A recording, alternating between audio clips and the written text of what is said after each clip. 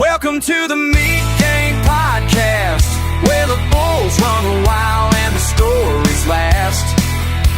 Country boys, butchers, and cowboys too, running hard on the truth like we always do. Welcome to another episode of the Meat Game Podcast with Brando, Fieldy, and Hamish.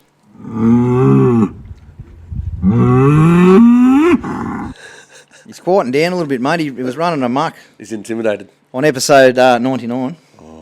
And 100. And so were we, I suppose. No, he's a bit intimidated, mate. He's seen the calibre. He's He's seen the fella that's across from us. Guys, we've got a very, very special guest coming on today. We've had a few requests to get this fella on for good reason.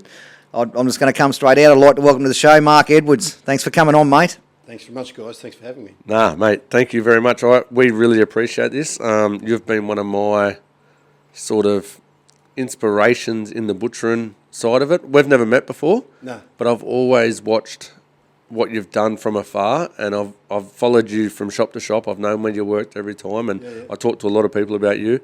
And the fact that you used to sell sausages to very, very good butcher shops always done my head in. It was always like, how good are these snags? Because we used to buy them. For butchers to be buying them, Yeah, and it was just crazy. Like, you're talking top shops. You're talking David Jones, Craig Cook. Yep. Buying in Sydney, buying shops off this fella. Yeah. Like, how good. Yep.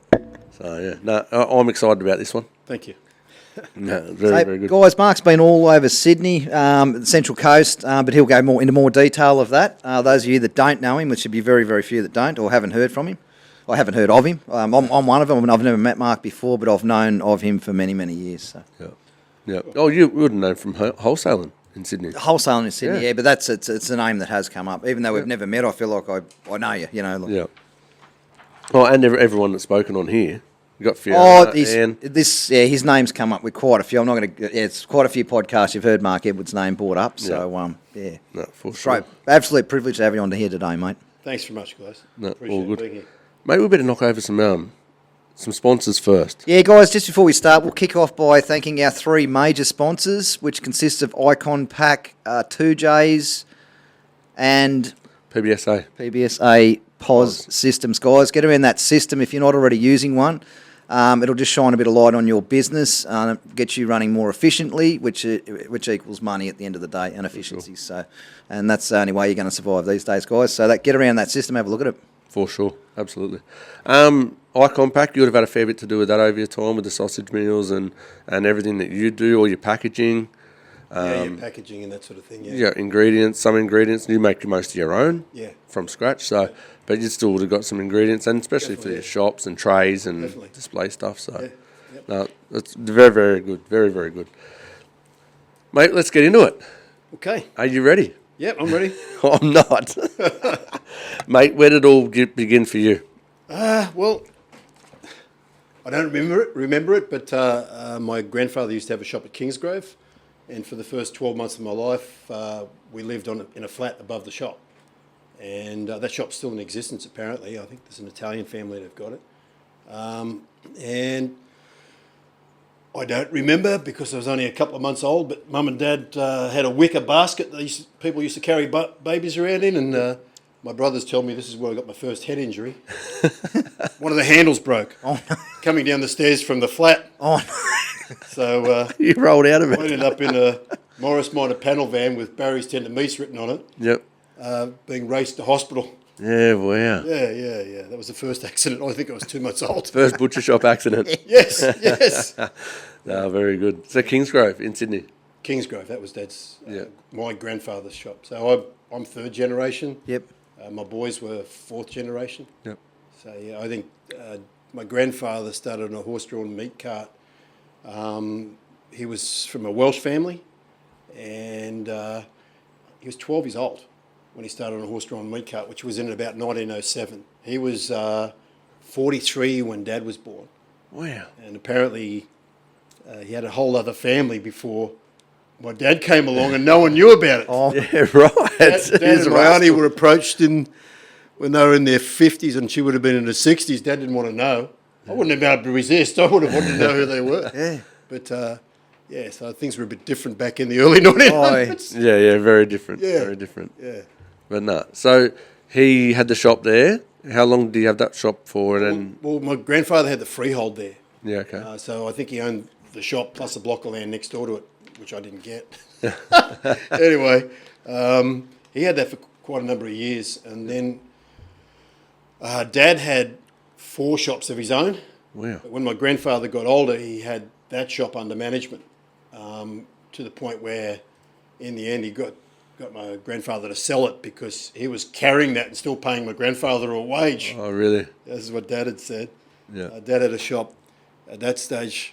I think he had 5 at one time, but I think that was it. He had, what did he have? He had Epping, in Rawson Road, Epping. That was a dress shop. He turned into a butcher shop. He had one in Warramoo Street, St Ives, which is no longer there. He had one in Beecroft, in the, I can't think what the centre was called there. Now it's just Woolworths there. He had one in Carlingford, in Carmen Drive, Carlingford. Yep. God, I can't remember. Is that Carmen Drive? That'll be That was called Barry's Tender Meats. But Yes. That was after, like Dad, it was called Stockyard Holdings when Dad had it. Yep. Stockyard Butchery, because he formed a company and his company was called Stockyard Holdings. Yep. But, yeah, so that was. that's beef bullion now. Then he eventually went. Oh, it was beef bullion. it was. I think Cookie. No, there's another No, guy. Carmen Drive. Yeah, Carmen Drive. I don't know whether it is beef bullion still. Yeah, there. Cameron Potts. Cameron's still there. I think so. Yeah, Yeah, right. Huh? Okay. I think so. And then he eventually bought a Dural shop. He sold all his shops, kept Dural, Yep. and I think that was in about 76. I started butchering in 77 Yeah, wow. with Dad, and then eventually moved out. They were up on the main road, and those shops were pulled down, and we went down to the Dural Mall. Yeah, okay. Yep. We fitted that shop out. But, yeah, that's Wow, a long that's, time ago. it's a different day now, isn't it? There's so Totally. many shops. Yeah, totally different. Dad was very innovative. He had, after I left, I got out of butchering for a while. I'm sort of jumping a few years ahead. That's right. We do it all the time. It's all good. But anyway, I got out of butchering for a while, and my brother was running the shop, Mitch, and Mitch ended up getting a full page in Vogue Living, just because they were very innovative. Yep. It was probably in about 88. My brother was really, really good at value adding and all sort of thing. He took over from Dad. Mum and Dad moved to the Whitsundays in 87. Yep. So it wasn't long after that Dad sold that shop, and yeah, so that's it. That's part of it anyway. Yeah. Moved up there. Very good. Very good. I want to talk to you about water skiing. Yep, How did you get into that? Because you were massive in water skiing. You love that. I loved it. Yeah, Yep. I still ski now. Yep. Although my last ski was behind my wife with 2 friends observing that hadn't Yep. really skied before. And I wear this harness which locks me into it. Yep. Anyway, one side of the harness snapped. So I was getting pulled sideways under the water. Oh, shit. So anyway, And they didn't tell Joanne's us? turned around to my friends, is he up yet? And she's looked over her shoulder and, shit, she dragged me at least 30 metres underwater. Oh, no. Because my harness had got locked on. Yeah. So that was my last effort. That was beginning of this year. So, but I'll still ski. Yeah. That was You love it, eh? yeah. But then I think I started skiing at 5. I don't remember that. That was at Narrabeen Lakes when you're allowed to ski on Narrabeen Lakes. And then he bought another boat when I was about 9, and we started skiing at Pitt Town. And then from that we went into ski racing when I was 14, Yep. and I ski raced until I was 23 when I paralysed my arm. So, yeah, so we'll talk about that. With you had an accident, obviously, and your arm got paralysed from... I pulled the nerves out of my spine and some out of the plexus, which comes to the front. Like it's like the nerves come from. Whoa! The nerves come We do it all the time. it's like he's got my big head bashing into it. The nerves come from your spine and round to like a power board, which is at the front there, and then they go down to your arm. And I pulled out most of the nerves, and I had a doctor called Peter Bloom, a specialist who was brilliant, lovely man, and he cleaned it up. There's a tiny scar there now, and pointed some nerves in what he said in the right direction, and he said maybe in a couple of years you might get something back. Yep. And within 12 months I got a flicker in the bicep on this arm, and I was at the at seeing Peter. I used to get checkups, and Peter said, "You're going to have your arm off," because in those days, this was probably 85. Yeah. After 12 months, they'd take it off, and I went back to my physio. My physio worked on me really hard, and I knew how to. I did a lot of bodybuilding when I was a kid, and my grandfather taught me how to bounce your arms, chest up and down, and I got a flicker in that arm. So from that, I went back to saw Peter, the specialist, and he said, "No, we're not taking it off. We'll see what comes from that." So then, eventually, I use it. I cheat with it, I suppose. Yeah. So, Mark, just go back on that. Like, how did it happen? Like, was it the impact on the water, or like you just got thrown the wrong way? Or We just skied the Grafton Bridge to Bridge ski race. Yep. And it was a drag race after the ski race. Yep. And So, how fast would you have been going? 75 to 80 mile an hour. Yeah, wow. Like Mile, 1.6 miles. Yeah, well, they're getting towed by V8s, you know, like the. Yeah, yeah. no, it was a unlimited outboard. Oh, really? Yeah, but Dad's boats were always pretty quick. Yeah. Anyway, but what happened was another boat came down the course. Yeah. And there was supposed to be a two-way from finish to start. Yep. And it was on the Clarence River, and there was a bit of a dog leg in the river, so we had one false start. Yep. So this guy still missed the first start. Yep. Then he came up, and the two-way wasn't working from the start boat Yep. up the river to the finish. Yep. So he didn't get stopped. So he did a big U-ey in the river when he saw the other boats on the other side of the river coming down towards him. Yeah, right. So I hit that wash, and my ski stood up Yep. like really high. Then I hit another one, went a bit higher. Yep. Then I hit another one, and it just flicked the nose down. And then Oh, with he that, went falling. I don't know exactly what happened. It Yeah, happens of that course. quick. I Yeah. just pulled the nerves out of my spine. Was that water we like hitting concrete? I like concrete, Yeah, yep. yeah, yeah. Yeah, the only thing is you just don't get the cuts and abrasions, but it does, Yeah. it can do a lot of Yeah. internal damage. Yeah. Yeah. Wow. Wow. Yeah. So, all right. So butchers, right? They should need both hands. They should need both arms. Yeah. Well, the first 2 years, probably 2.5 years, I had my arm in a sling. Yep. So I went to Mount Wilga rehab. Yep. I'd seen something when I was in Prince Henry Hospital. It was like a little tiny board with spikes on it. And it just had for people with one hand or slightly disabled to prep vegetables. Yeah. So when I went to Mount Wilga, I was supposed to be there for 2 weeks getting psychoanalyzed and everything else. I knew that I was a little bit psycho anyway. But anyway, I was there for 2 days, and I just said, look, I don't need to be psychoanalyzed. I just want to know what aids are available for someone with one arm. So anyway, I told them about what I'd seen. They sent someone out to the butcher shop. And you know those old half blocks that used to be around, like not a full timber block? Yeah, right. Yeah. They put a coffee top table over the top of that, which just they measured it all up, fitted onto it, and then on one side were all stainless steel spikes. Yeah, So right. from that, like I could bring a chuck out of the cool room Yep. and bone, or when they were breaking up, and bone it out. Like obviously it wasn't as quick, Yep. but that got me started. And then I'd say stick a rump there, Yep. and I'd cut the rump because my arm at that stage was in a sling. Yep. Yep. And then eventually I thought there's got to be something easier than being a one-handed butcher, so I went and sold real estate for 2 years. Yep. And then I got the urge to go back to it, and I approached Stephen Shelton from Shelton's Meach in Castle Hill. Yep. Yep. At that stage there was 14 to 16 guys there. Yep. And I said, Steve, you looking for anyone? I said, I want to buy another shop and I want to test myself out. Because at that stage I was starting to use my hand a bit. Yep. And I didn't have a glove. I hadn't used a glove at that stage. And Yeah. I kept bloody cutting myself. And Shelton said to me, look, we can't afford all the stitches. You have to buy yourself a glove. So Yeah. I bought a glove and went from there. But I went from there. I think I worked for them for roughly 6 months, and I bought the shop at Terry Hills. Yep. So that was in '89.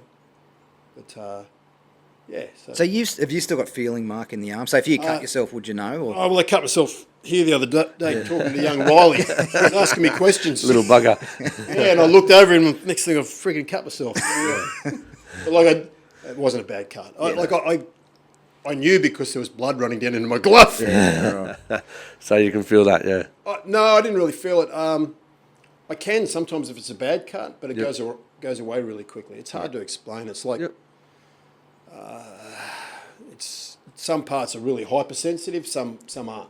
Yeah. Like my hand doesn't work at all. Yeah. So, but I can, like you might touch me here or on my hand and I feel it up here. Oh, okay. Yes. I had that at my knee. I stabbed myself in the knee, and I had down the bottom of my knee. It was real hypersensitive. Those the real strong pins and needles. Yeah, yeah. And it was that far away from the wound, but the nerves. It's weird how it all crazy, works. Yeah, and that went on for years. And then it went numb. The knee went numb, and I had a party trial. I couldn't feel a thing. And then it slowly. Even now, it's still a little bit tingly. Yeah, and that happened 20 years ago. Yeah. That's crazy. It's crazy. Yeah. So, all right. So, we talk a fair bit about head noise and stuff like that here, and how was that for you? Like how did you go? How did you go going? Okay, well I can do everything and I'm very good at it. Life changing. So, isn't it? yeah, like Life changed. Well, so what do I do now? I was very much into the body beautiful back then. Yeah. And before that, I was competing in bodybuilding competitions as well. You would have been super fit being a water I was skier. fit, and I was doing the ski racing and the bodybuilding. Yeah. So, like, it was a loss, but, like, I just had really good friends and family. And, when I was working in the shop, like, I had the sling on, so, like, I was a captive audience for people that wanted to ask questions. Yeah. And I get people asking me to come to their faith healing and this, that, and everything else. really? And come to their church. And in the end, I'm not really religious. My mother was a strict Catholic. My dad was pretty much an atheist. Yeah. But I used to say to them in the end, look, I believe in myself, my family, and my friends. Yeah. And that's, I appreciate your beliefs, Yep. but Yeah, just leave me. They're out not of my it. beliefs. Yeah, I'm the same. Good luck. That's cool, eh? you know? But leave us out of it. Yeah. Like, as far as, like, there's always times where, like, there's lots of things that I'll go to do and it gives me the shits because I can't, like, putting these bloody headphones on. How am I going to get this on with one hand? This on this big head. But, yeah, there's always things that are going to annoy you, but, like, you have to make every post a winner, whether you're one arm, two arm, no legs, Exactly. whatever, you know, like you've only got one go at it. Yeah. Well, it's the whole thing. It's not what happens in your life. It's how you respond to it, isn't it? Yeah. You can go one or two ways, you know. Yeah, well, there was a few guys in the ski racing that paralyzed their arms. Yeah. One was Jeff Burgess, and he did it before me, and he's still a good friend now. He lives Lake Macquarie.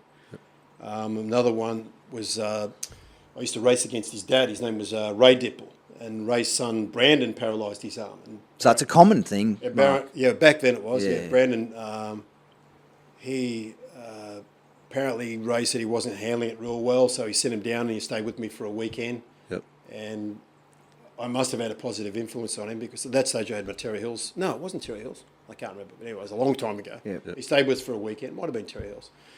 And then the world champion was Ian Dipple. This is the other son. He won the world titles. He was a freak of a skier. Unbelievable. And then he was skiing in the Victorian, Australian titles down in Victoria. And he paralysed his arm. And Ray rang me and said, look, this was roughly 5 years later. He said, can you speak to Ian? And Ian came and stayed with me at the time. And with my wife and I, Jenny and I, and my two kids are only little then. And he actually went back to ski racing. And, with one hand. Yep. And it was doing really well. He was practicing behind a boat. This is really sad. It's terrible. And he had a bad fall and he died. Wow. Yeah, so, you know. Like It's a dangerous sport. When he rang me to tell me he was going back to skiing. And I said to him, mate, you don't need to prove anything. You're the best in the world. There's no one better than you. Yeah. But I don't know whether if you've ever raced a car or raced a boat or anything like that or a go-kart or whatever, that adrenaline rush is hard to replace. Yep. And there's a lot of guys. I'm pretty sure there's a couple of people ski racing ski racing's been stopped now. There's been too many people dying in ski racing, so too many fatal injuries. Yeah, she's a full-on sport. Yeah. I lost a mate 2 years ago up the Murray River. Yep. Yeah, Matthew Arnold. Dead. Yeah. Okay. Yeah. Yeah, No, she's full-on. but I paralysed arms. I didn't know that was a common. Yeah. Yeah, there was quite a lot apparently. Yeah. I stopped after I did it, and I couldn't. I'd go to the races, and remember the first time I went there would have been '84, and I just sat on the bank away from everyone, just crying my eyes out because I wanted to do it, and that was my passion. Yeah. But I avoided it in the end because every time I go down there, even now with Joanne, I'll see guys racing that my age that are in the senior, like in the masters, I think I reckon I could still beat them. Joe would just listen to me and then probably call me a dickhead. And then I'd go away from it and it'd fade. Yeah, I'm the same with football. I I run go out watch of limbs. I don't need to stuff up any more limbs. Yeah. No, but I just want to put one thing into perspective. Yeah. This guy has built shops, ran shops, opened shops, fixed shops, bought and sold shops, all with one hand. Done a physical job Yeah. with one hand. Yeah. And butchering. If anyone goes to work tomorrow after listening to this and after listening to this bloke and says, I can't do something, Yep. that'll do me. Yep. This guy should be an inspiration. Yep. Like, you listen to this and it should inspire you to never again say, I can't. And never give up. Yeah. Yeah, well, there's no point. No. Give up, you got nothing. That's You- exactly. It all you stops keep- when the minute you keep give going, up. you can achieve whatever you want. Yeah. Yeah. But no, I dare you to say to your boss tomorrow after listening to this, I I've got can't a do little cut something. on my finger. Oh, what's that saying? Denzel Washington, he said, if you can't fly, run. If you can't run, walk. If you can't walk, crawl. But by all means, keep doing something. Do something. Keep going, you know. That's it. Mate, so you explained a little bit of getting back into cutting meat, but how hard was it to get the confidence to go from Shelton's into your own shop into Terry Hills? Well, I could see that I could start to do things like, for instance, Ronnie Shelton liked these chops, lamb loin chops, chopped with a chopper. And there was me and one other guy that were good with a chopper. So I started doing that and started seeing that I could move my hand quick enough not to chop any more fingers off. Like, I can't actually hold it, but anyway, so from that, he got me, I was cutting veal for them as well, and I used to, an English guy years ago showed me how to cut veal. What he called the European way was, you have your hand on the top and you slice from the bottom. Yep. And I could put my hand on the top and push down with my shoulder and slice. And basically working for Shelton's was like another test to see whether I could do it again. Yep. And Steve Shelton was good enough to put me on, and the shop was that busy. Like, I could spend all day out the front serving customers, which was something I thought I was good at. And Yep. I could make my money out there for him anyway. Yeah. No, that was a cracking shop, wasn't it? It was a great shop. Yep. Did you work with a fella called Shannon Walker there? Yes, I did. Yeah. I tried to work it out today. I think he was around about 18 when I worked with him. Yeah, he said he was a young fella, 17, 18. He was a very enthusiastic young kid, to be honest. Yeah. Yeah, no, he he said... was a good guy. Yeah. No, and you even said the other day you were getting a bit chirpy to some of the butchers, weren't you? And you No, I offered wasn't them out the getting- back? I wasn't getting chirpy. What happened was, I've always worked for my family and myself. Yep. And at that stage, I had to work for myself. And there were 16 guys there, and some of them were... Shannon said, some of the guys think you're a brown nose. I said, what? Anyway, because I was... Like, they had half an hour morning tea and they cooked breakfast and then an hour lunch. So I'm twiddling my thumbs for 20 minutes thinking, I'm not sitting here for that long. So I go back to work. Yeah. And also, aside from that, they give me an opportunity. And I was a one-handed guy. And I wasn't going to slack on these guys that had given me an opportunity to work again. So anyway... Shannon said there's a few of them that are a bit pissed off with it. Or no, there's some of the guys are pissed off with it. I said, well, tell them to meet me out in the back of the loading dock. I was only in my late 20s then, still one-handed. And he said, there's more than one. Anyway, Steve Shelton overheard what was going on and he just nipped it in the bud. Yeah. But a similar thing happened to me working at Saratoga, though in a joking fashion. And I said to the guys, I said, if a one-armed guy at 64 is worrying you, I said, you've got a major problem. You got a bit of a worry. So, Yeah. I do the same there. I work 2 days for him. Yeah. And the same thing. Tony's been the owner of the business has been great to me. Yeah. They look after me. He's even given me a little spot in his factory unit to do spices. Yeah. So I want to put in for him. Yeah. And Jason's very fond of you. He's rang you 35 times today since you've been up here. No, he's made me. I made up some spices for them yesterday, and he's asked me to develop a few new products. He wants to do little salamis, but like cooked salamis, as in the smokehouse. But he wants to do them in a roughly 40 mil thick hog casing. Oh, yeah. Should be between he needs really 40 to 50. But and he wants to link them individually and then hang them through the smokehouse and then sell them as a full unit. Like, say. Yep. He asked me what I've done for him. I made a Danish salami, a calabrese, and a cacciatore. I researched. I think it was a calabrese. I researched just online and that. Anyway, then young Levi Piper, Doug's son, said, "Do you know about was it GP? GTP. Oh, yes, yeah. Anyway, he's asked me about a sausage and he typed it in. And this was an off-the-wall type sausage. And the next thing it's come back with a recipe. I looked at the recipe, I thought, shit. That'll work, yeah. This would work. I think I'd spend hours working this stuff out. So, to be honest, nowadays, Yeah. Yeah. if you want to make something, there's no excuse. No. None whatsoever. So, are you ready? Yeah. Aussie Meats, Wade Cleary, rings me and goes, I've made a new sausage. I said, oh, this will be good. He goes, it's called the Hangover sausage. I said, oh, this will be real good. Yeah. Anyway, bacon, cheese, scrambled eggs, and hash browns. We had them this morning. They work. It worked. It actually worked. It was really, really good. They were very nice. He told me what was in, and I thought, I don't know what I think about this, and I ate it. It was magnificent. It was really, really Really, good. really nice. Yeah. Yeah. So, like you say, if you can think of it, Yeah. you should try and make it. Yeah. One of the snags I was making was a lime chili crocodile. I want to talk to you about That was, and I got the idea for that. We had a shop in the Whitsundays for 3 or 4 years. that. Yep. And Joe and I, and we'd moved from there, but I wanted to make crock snags, and I rang one of my chef mates, and he said, just think tropical. So it's got lime juice, lime zest, coconut cream, chili, and coriander and black pepper, and but it worked. Yeah. And that was actually my best-selling game sausage. Yeah. Yeah. So. Yeah. Oh, no, it was elite. I've had it. They were good. Yeah.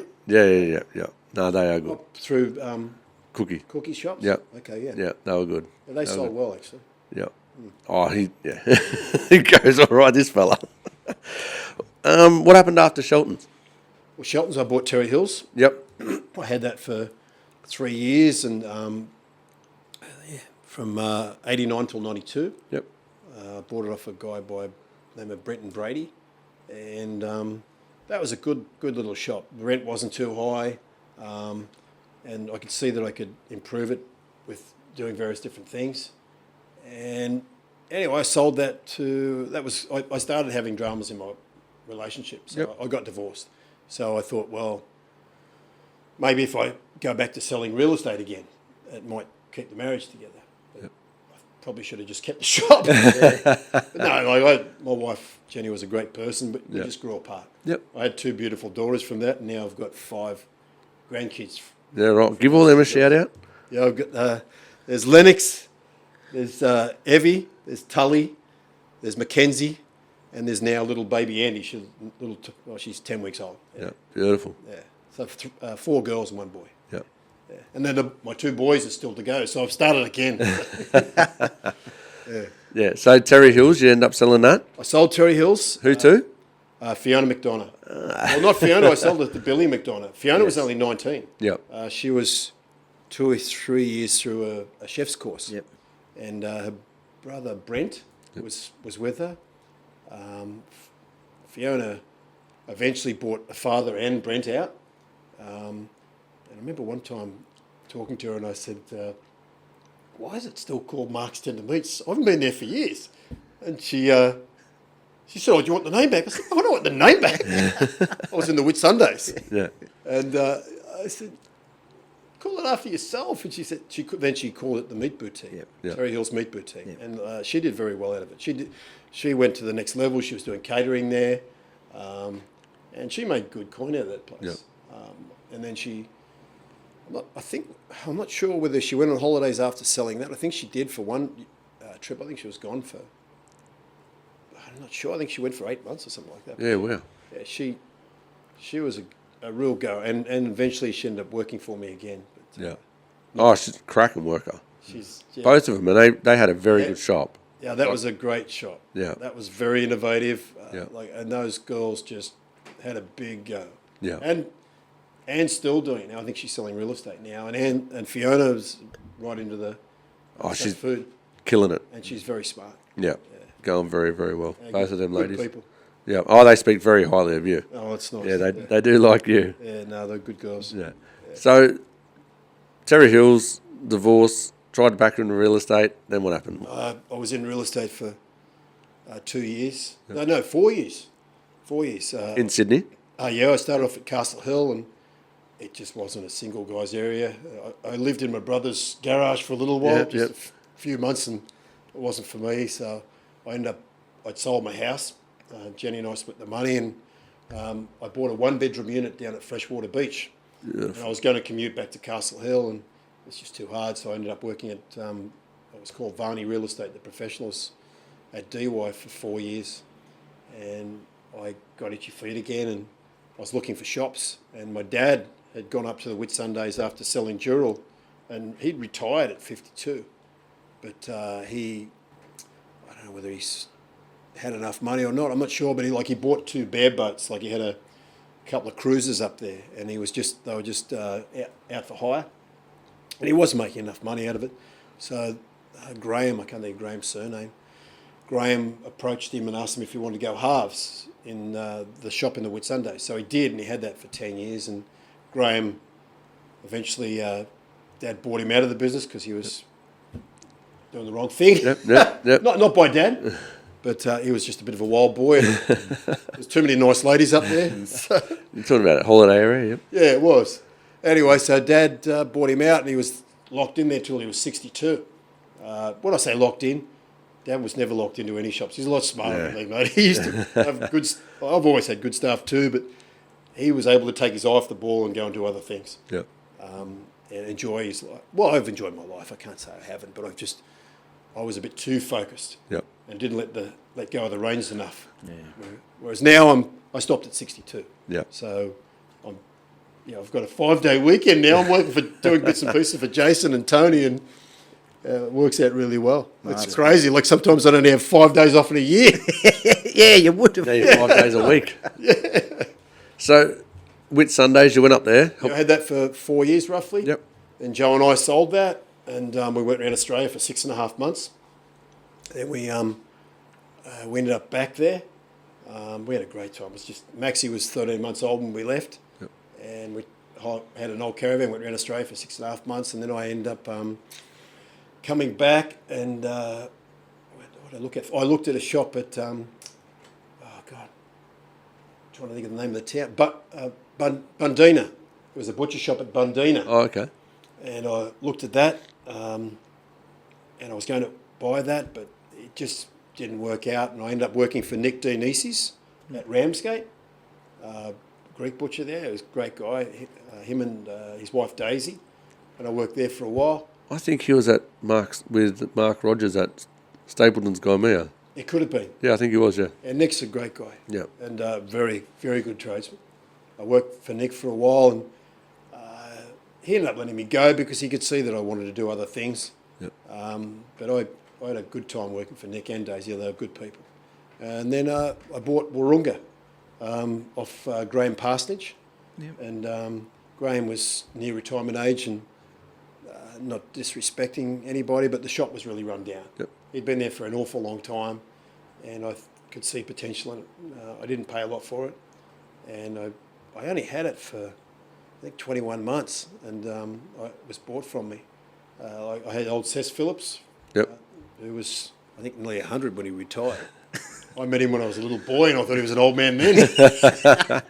Yeah. Anyway, Cess rang me and said, look, I've got a guy who wants to buy the shop.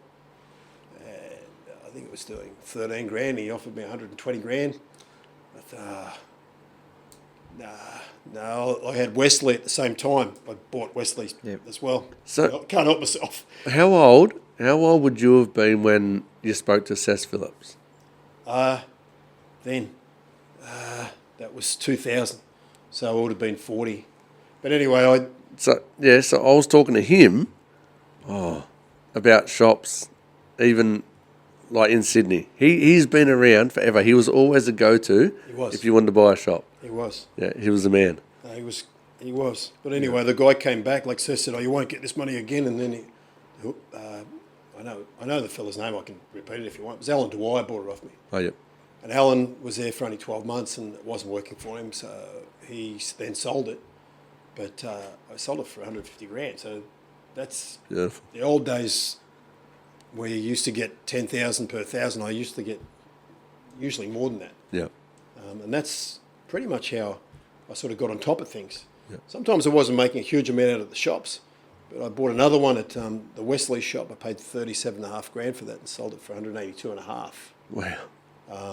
That was 5 years I was there, and I didn't put much money into it at all. That was Wesley in the shopping centre? Yeah. Yep. And that built up quite a lot.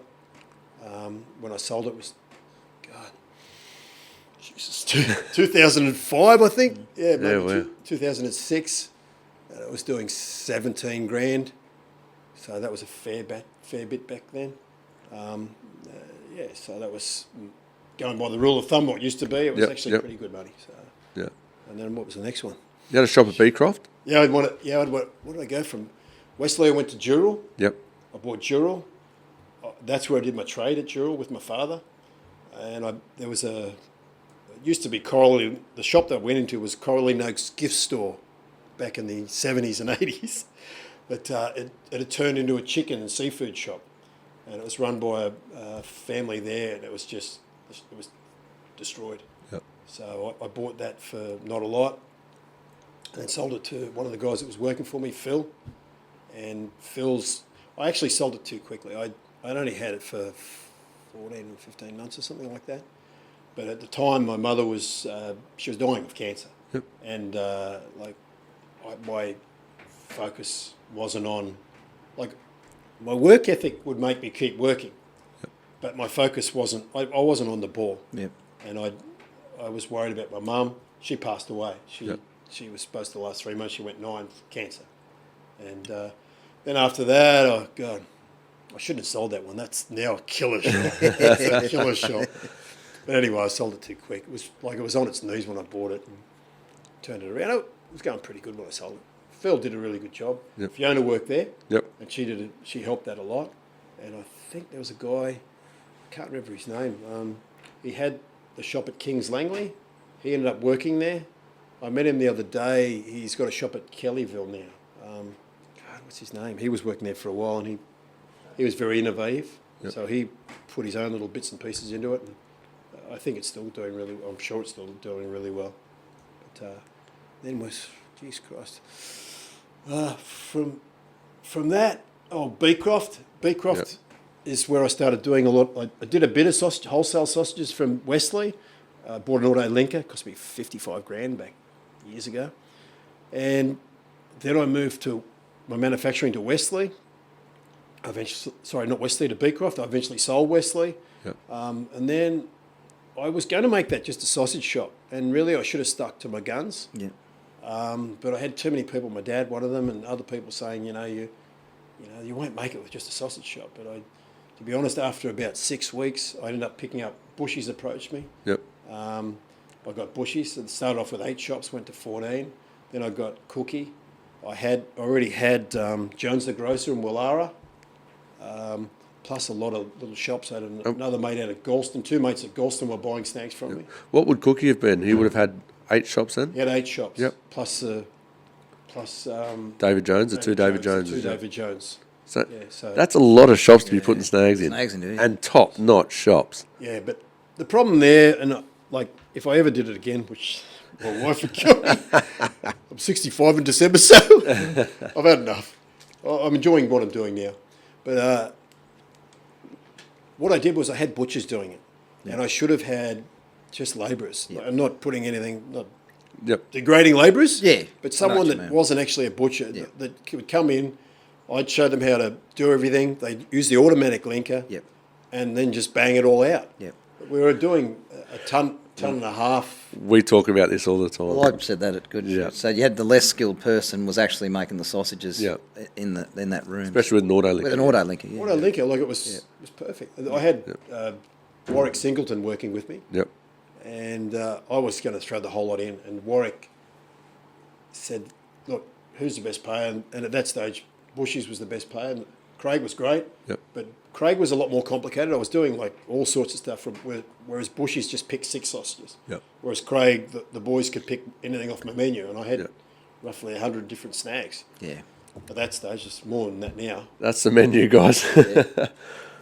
But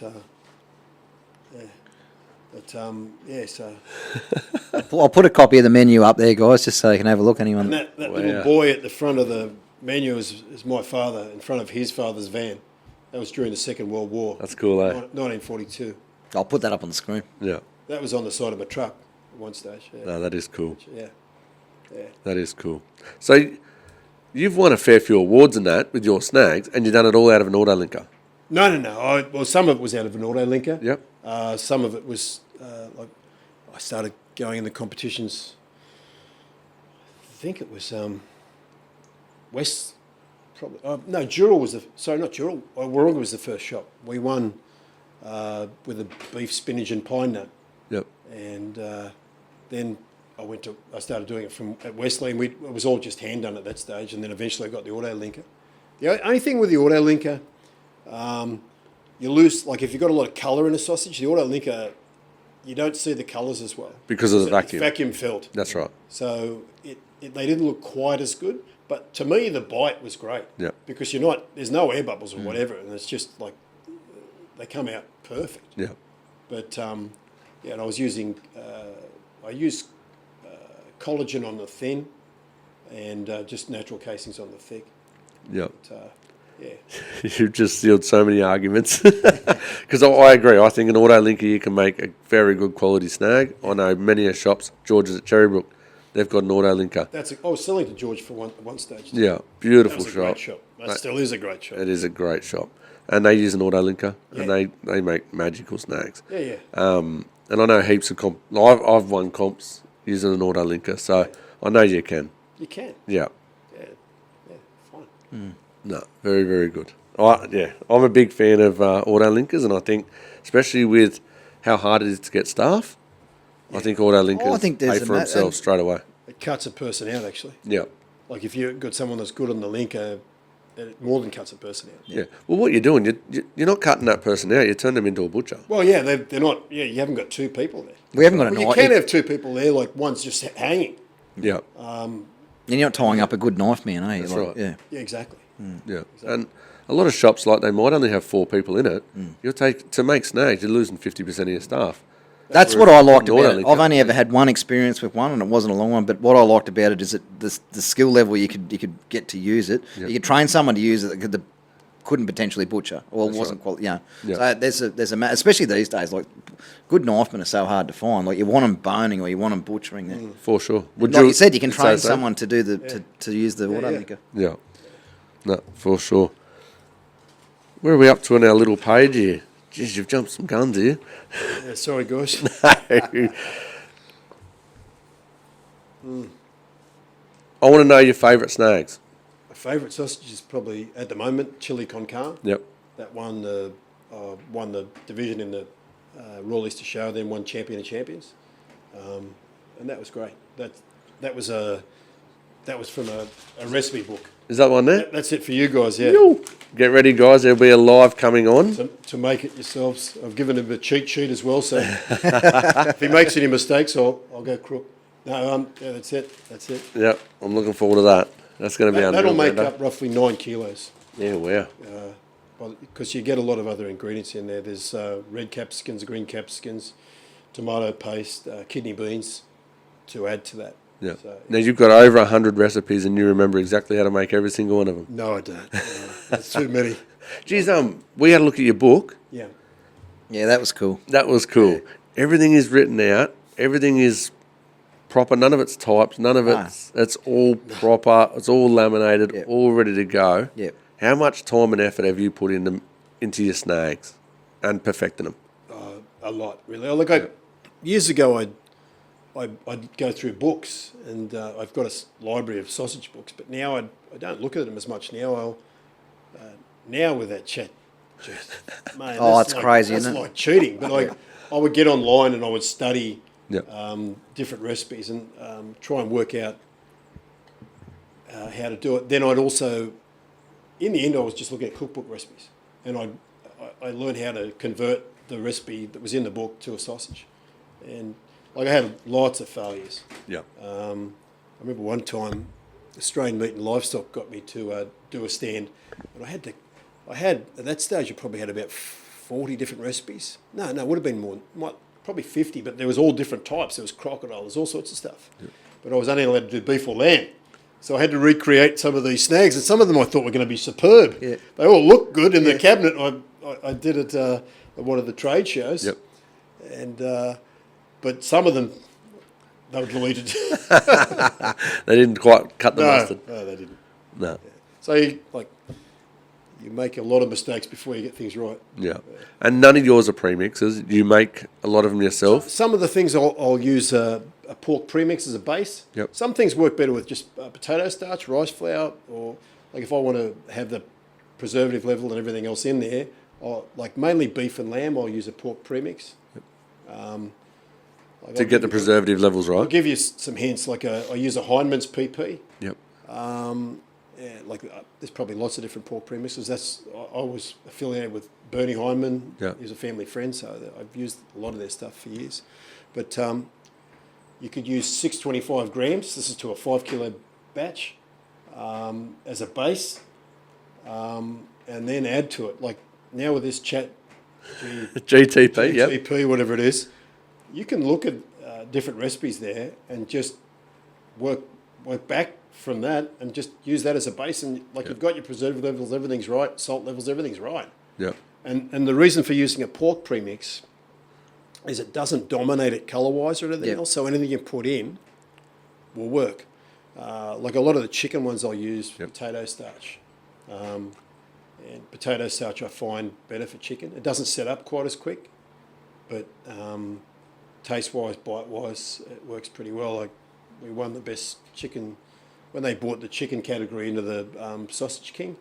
We won the first trophy for that. We won best in Australia with that, and that was just a chicken, cheese, and chives, which was pretty simple, really. Yeah, but that's a good snag. That is a nice sausage. Yeah. And then after that, I noticed. Funny thing was when we won the best gourmet in New South Wales and second in Australia. The next couple of years, I saw a Moroccan premix come out. We won with Moroccan beef, which was a tagine recipe. Yeah. Next thing, there's a premix for it. Yeah, it was totally different. And cheese and chives was a chicken, cheese and chive premix come out. Yeah. I'm not saying they probably did copy to a degree. But, yeah, well, why not? You've done it you've won awards with it. Why not? Oh, why wouldn't they? Yeah. I would. Yeah. I would for sure. I probably have. I've probably looked at your menu once or twice, and I probably have made snags, trying to recreate them. But if you haven't done it real well, something that works, like I'll say jalapeno cheese and beef, you could probably do a that's going to be okay. It's not going to be the same as doing it from scratch, but it's going to be okay. Yeah. Like that, those flavour profiles work, don't they? Yeah. I'll give you some of the guys that are maybe in harder areas. I used to buy Boiler Maryland fillets, and they come in a 15 kilo box. Yep. And they have skin on. It's a cheaper product. I buy them from Mangrove Mountain from Supreme Poultry. And they've got another store out west of Sydney too. I can't think where that is. But anyway, it would be 15 kilos of that, plus 5 kilos of chicken skin. At the time I was buying it, I think it was $3 a kilo. Yep. The skin was $1. Yep. And then I'd use the pork premix as a base. So that was 2.5 kilos of pork premix. And then I had this Dean from Ace, gave me a clue on a thing called Vitacell. So it would have a bigger water uptake with the Vitacell. I'd add the Vitacell. I can't remember the exact formula. Dean would be able to tell you. But that would make a very cheap chicken sausage. Yeah. So I was selling them at 2 kilos for $10 when everyone else was selling them for close to 20. Yeah. Like chicken sausages. Like my gourmet snags were always out of regular chickens. Yep. But the cheap ones I made were a draw card when I had Woi. Yeah. And I was still making, I had them on at $7.99 a kilo or 2 kilos for 10, which sounds ridiculous. But I was still making 40% plus at 2 kilos for 10. Yeah. Because with the Vitacell and what I was doing, they were very lean. And then you add your skin. The skin comes up as protein anyway. Yep. And adds a heap of flavour. That's a flavour. Yeah. Well, you needed it. Yeah. With no skin, it was just way too lean. What I would do was run it through, because Boiler Marylands or anything from an older chicken, the tendons are much harder. Yes. So I'd run it through a 3 mil plate twice. Yep. That'd give you a much finer emulsion, but it really worked. Like it was, Yep. and I'd have people coming in just like that mightn't have been able to afford $20 a kilo for something, that would buy sausages at $8 a kilo. Yeah, and still, It's still a good snag. Yeah. Yeah. Yeah. It was still good. It tasted great. Yep. Yeah, it was fine. Funny, huh? Yeah. yeah. And so we didn't even talk about that. Woi Woi, Chittaway. Yeah. I'll run through the shops I had. I had Terry Hills was first, then the Whit Sundays was at Cannonvale. Then I came back to Wahroonga. Then I had Wahroonga, I bought Wesley, then Wesley to Beecroft, then Beecroft to Woi Woi. Yep. Then I bought Chittaway Bay, and then I bought Gosford in the end. And Oh, East Gosford, yes. East Gosford, yeah. Yep. That's Robinson's now. Yeah, he's doing a great job. Yeah. That shop looks spot on. He used to be at Mountainside Meats. He's Yeah. Oh, okay. he's a very good tradesman, and he's very good at evaluating. Yeah. Really good. Yeah. Nathan Alcock. Nathan Alcock, yeah. He knows what he's doing. He does. Yeah. He's very, very good. So, yeah, he's got pretty good breeding down there. Pretty good training. He's only a young guy too. So Yeah. He's got George Abrisk with him. Yeah, he's got George there. Yeah, Yeah, George so- is good with all that sort of stuff too. Exactly. So I hope they're kicking goals. I think they are. Yeah. Oh, as far as I know, they are, yeah. Good. Good shop. Yeah. Good. That is. Yeah. So, yeah, you've had some shops. Yeah. Yeah. Yeah. And that's it now. No more. Well, I met after I divorced from my first wife Jenny. Joanne was the number 10 relationship, and I said, you know what? We're up to 9. Maybe we should get one more.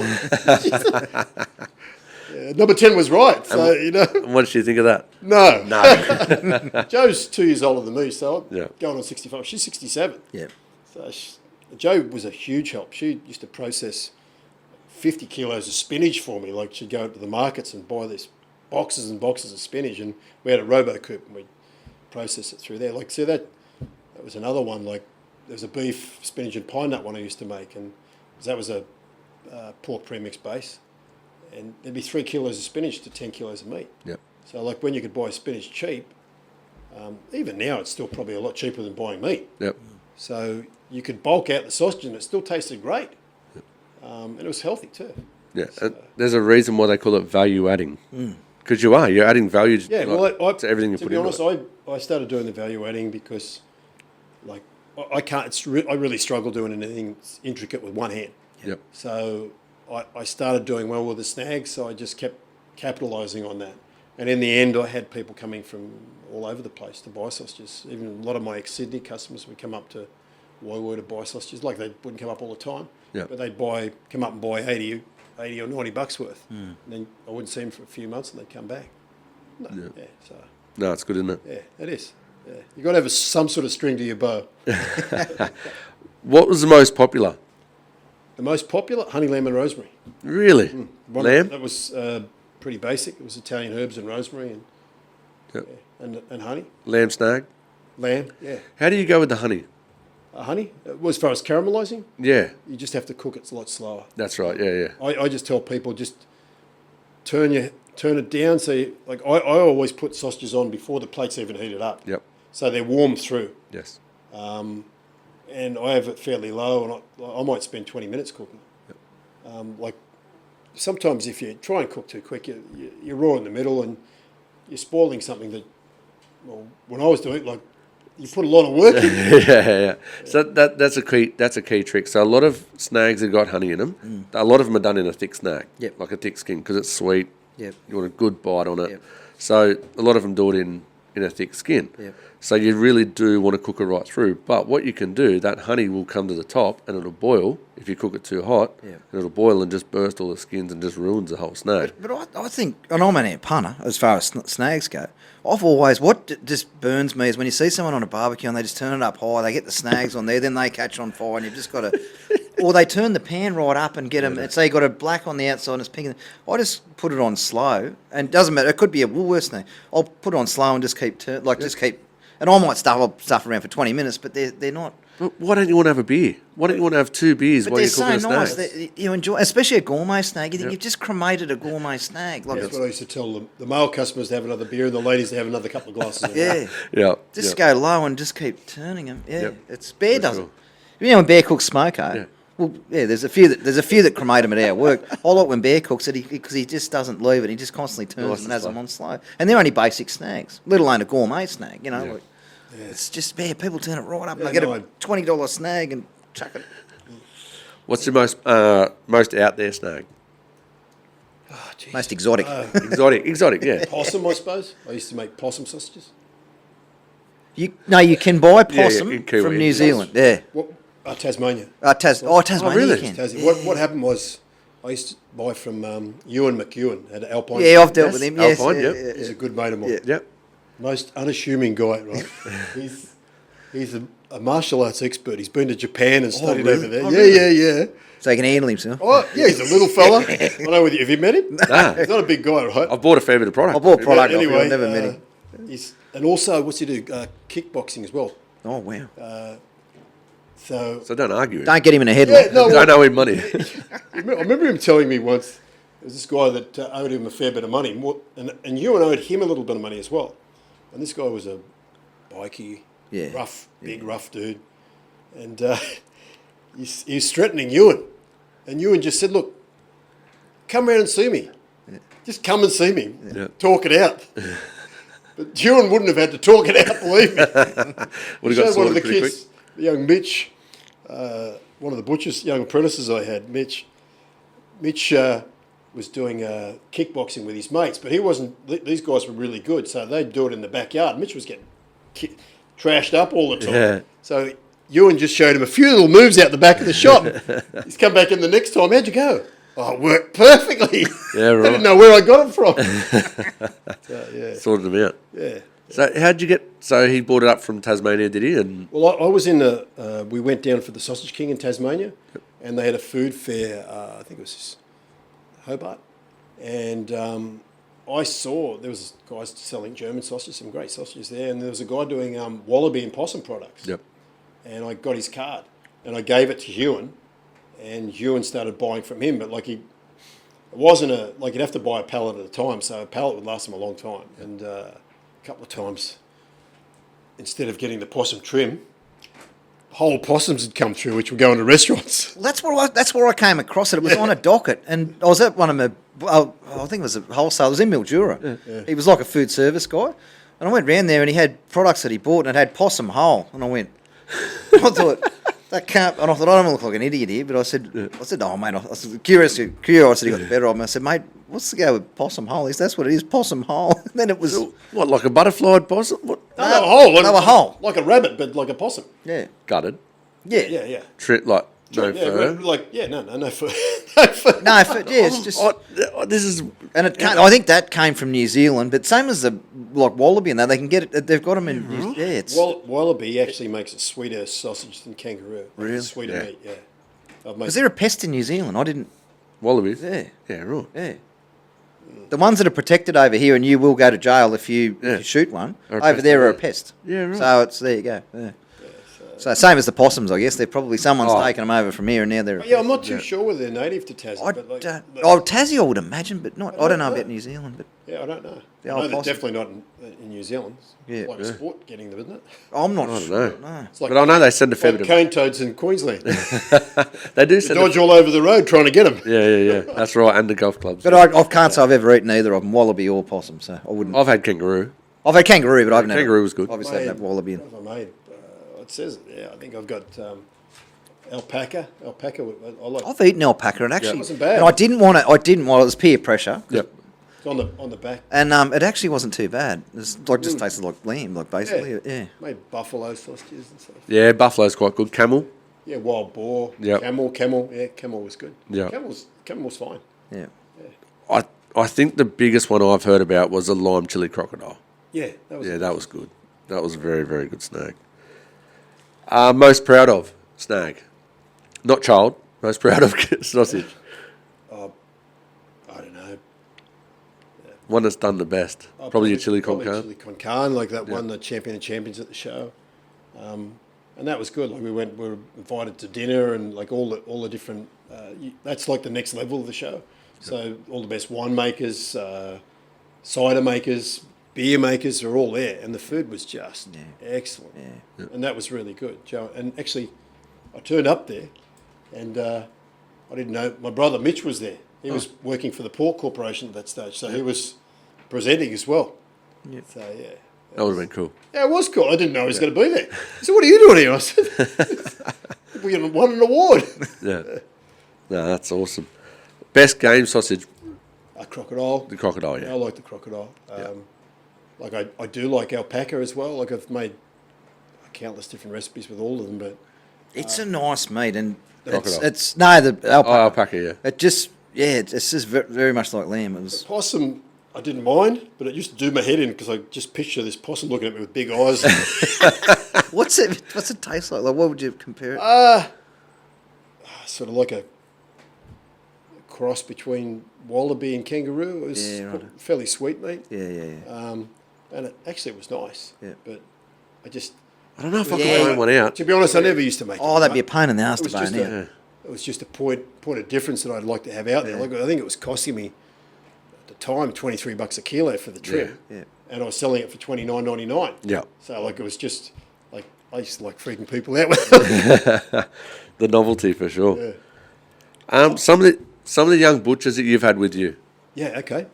That's Matthew Jones was my first apprentice. That was at Terry Hills, and he was great. He was really good. He got out of it and he went into sales. And he was great on the counter. He was actually Brandon's clean-up boy.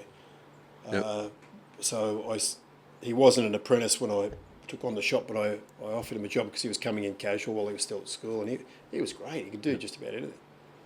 And actually, when I bought the Dural shop, we ran into each other again, and he taste tested for me out the front of the shop a few times, and worked in the shop. Yep. He was really good. God, who was next? Oh, Joe Connolly. Joe worked for me. yes, he did. Joe, Actually, oh, yeah. Joe was, to be honest, mate, Joe could do anything. He hasn't. I don't know. He's not even butchering anymore now. But Joe was. He was a third year when I started paying. This was when there was 4 years, and I started paying him butcher's wages because he was just good. Yep. He came to me as a second year, but he'd been working in big chain shops, and he hadn't learned a lot, but he wanted to learn. Yep. He actually, I had customers come into the shop one stage, and he got a Rotary Award for like pride of workmanship. Yep. Because I nominated him for it, and he was good. He was good. Yep. He managed for me. He managed Wesley. He did a bit at East Gosford, but like in the end, his heart wasn't really in Yep. butchering, and Yep. I understand that. Like butchering is very laborious. It's Yep. it's a full-on trade.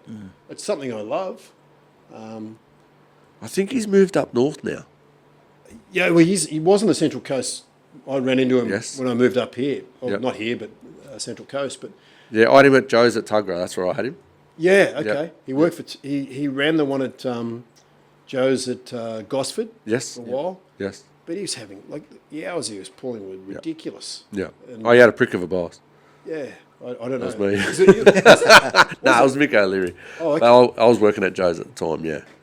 Yeah. No, he was doing big hours and like never had, like the staff were letting him down all the time. Yeah. But I think butchering's turning again now. I think it seems to be like young Riley that I'm working with. He's just super keen. Yeah. He wants to do something, and he will do something. Like he's the most confident kid. He's a cocky little boy. But like he's very good at what he's doing. Yeah. And like he's only a second year. He's probably going into his third. But like when he won that competition for butchering, he was competing against guys that are actually out of their time. Yeah. And like I said to you, from what I hear, he led the way. Yeah. He led the way from the start. He's very quick. He's got good hand speed.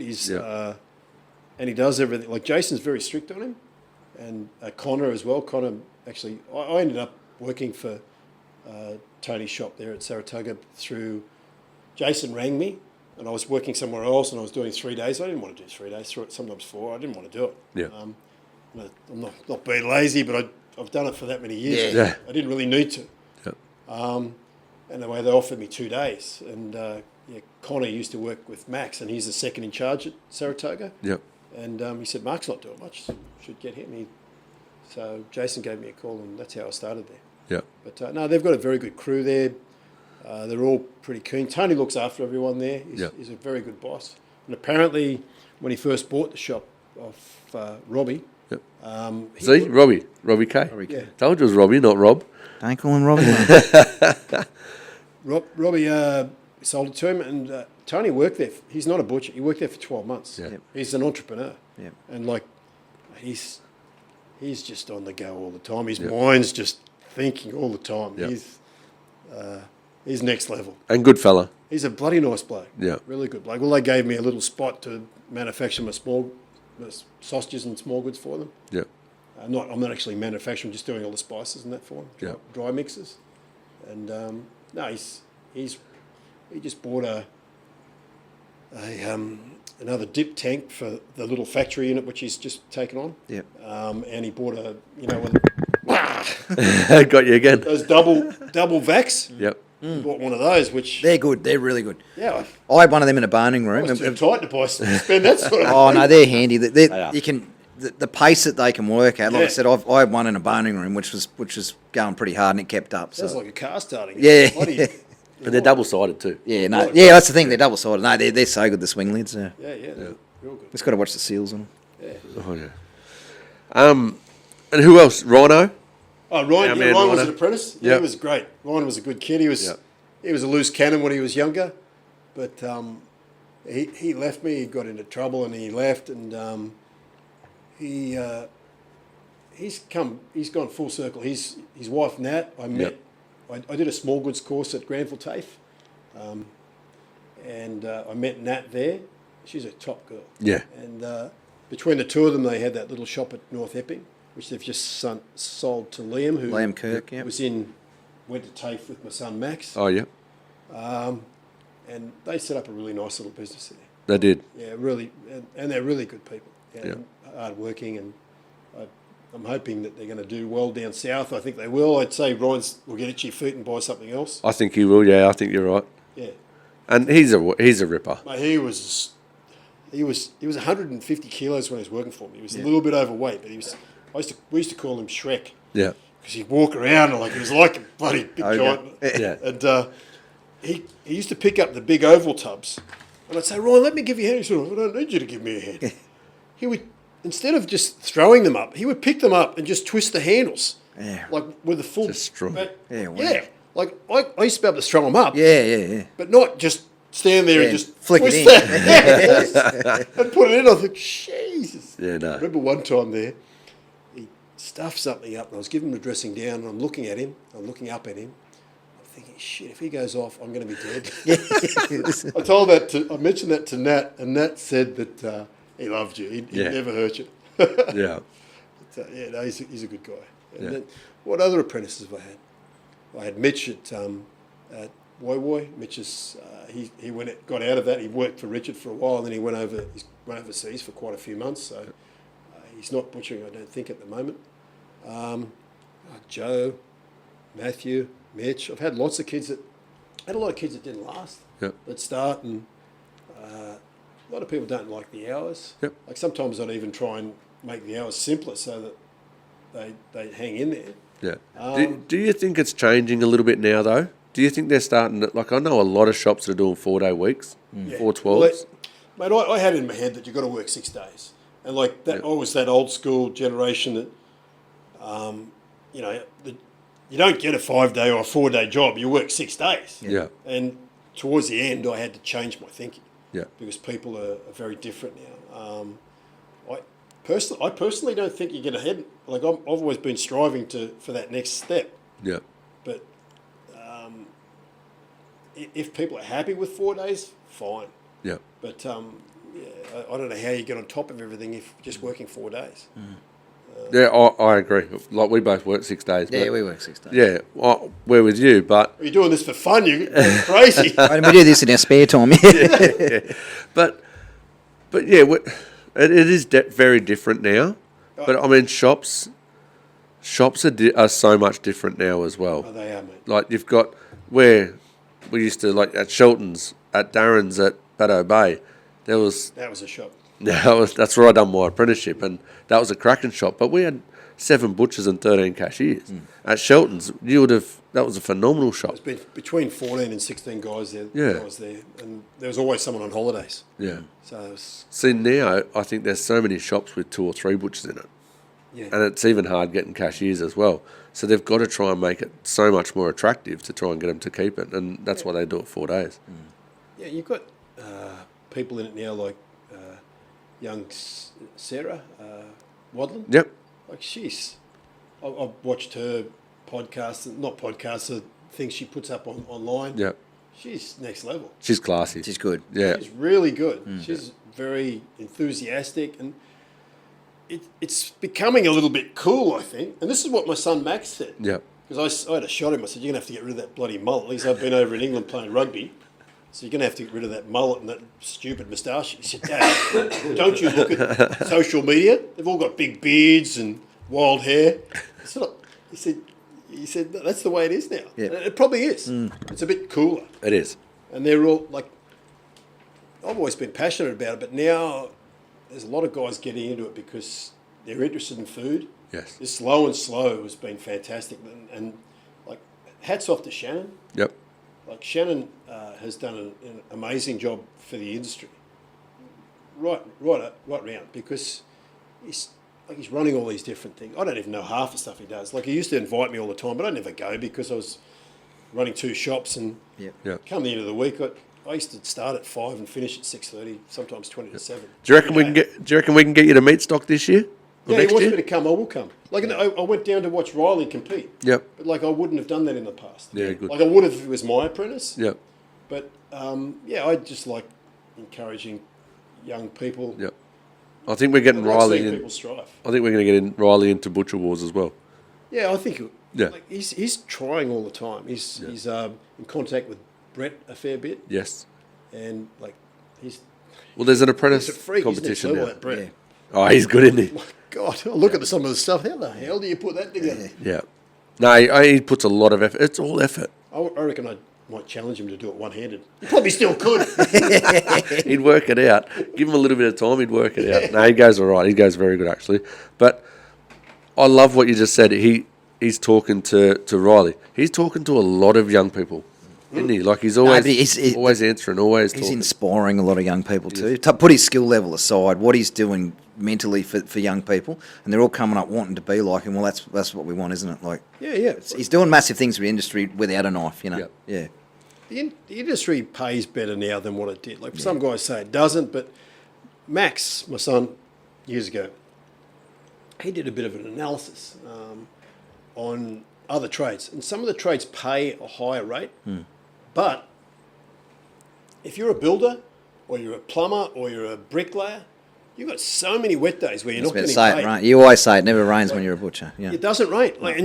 Okay, say you're making $1,200 or $1,500 a week. It's there every week. Yep. That's if you want to work the hours. Yep. It's there. Yep. And God, when I was at Shelton's, I used to ask them if I could work Thursday nights as well. And, Yeah. and I used to ask them if I could come in early to make extra money, but Yeah. I wasn't quick enough one-handed. So. But that's the drive difference as well. Yeah. And I say it a lot too. Overtime isn't given these days; it's earned.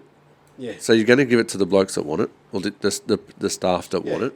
Yeah. Well, one of the guys that works at the shop, Wayne, he's casual, and he, with a long weekend, he didn't get one of his days. So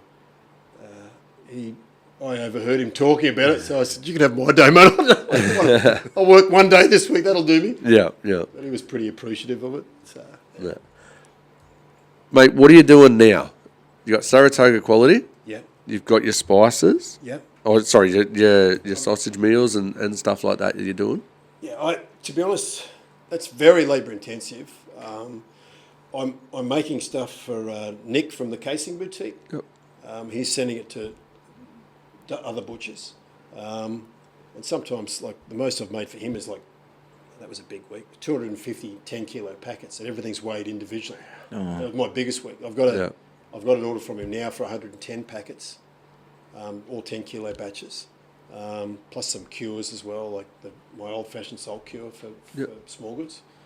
But that's what I'm doing at the moment. To be honest, what I would like to do, I'd like to get myself a refrigerated van with benches in it. Yep. Either a electric sausage filler or a hand sausage filler. Teach people that are laymen how to make sausages, because I think there's a market for that now. There's a lot of home industry type things now that people want to do and learn different things. Like I did it at the Woi shop for a bunch of firemen. One of the customers is a fireman, and they had a ball. Yeah. They enjoyed it. Yeah. But that's what I'd like to do, just as a... Apparently I don't need to work, but I like... You like being busy. That's my passion. Yeah. Not so much being busy. I like to do things that I want to do. Like I enjoy working for the guys at Saratoga, but like I've done it now for off and on for 48 years. Yeah. And I want to do stuff that I want to do. Like I enjoy doing the spices for them. Like Jason sort of pushes me a bit to, like this week I had to do, he wanted a calabrese, a cacciatore, and a Danish sausage salad. I got on that bloody chat G2. Oh, it's good. I use it for everything. And I looked at that and I thought, I can work with that. That'll work. Yeah. That'll work. Yeah, And it, like I made some the other week just as a fresh sausage, and then I also made some smoked. I've got a little commercial smokehouse in my garage. It's a little smoke right oven. Anyway, Loves it. yeah. Anyway, I made some and they come out. Come in fine. on, yeah. What used to take me, I nearly swore then. It's It took okay. me bloody hours to come up with recipes, like going through books, working things out. Now you can press a button. Like so, there's definitely. I mentioned it before. There's no excuses. Yeah. Everything's at hand now. Yeah. But even the likes of YouTube, we've heard us say before, like if you want to learn something, you can teach yourself so much just watching like the tutorials. You know, Oh, for sure. Yeah, it's crazy. Yeah. You're at the gym a fair bit? Yeah, I love working out. Yeah. I had years where I didn't train for a long time, but I'll try and train 3 to 4 times a week, just doing weights. Like I train like a 70s bodybuilder because I don't know anything else.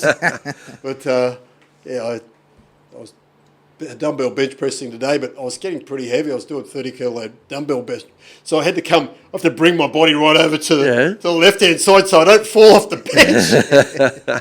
But no, I enjoy that. To be honest, I worked my ring out for most of my life. Yeah. And I want to be able to do whatever I want to do from now till, as I used to tell my dad, I'll be 104 by the time I finish up. He used to tell me I was an idiot.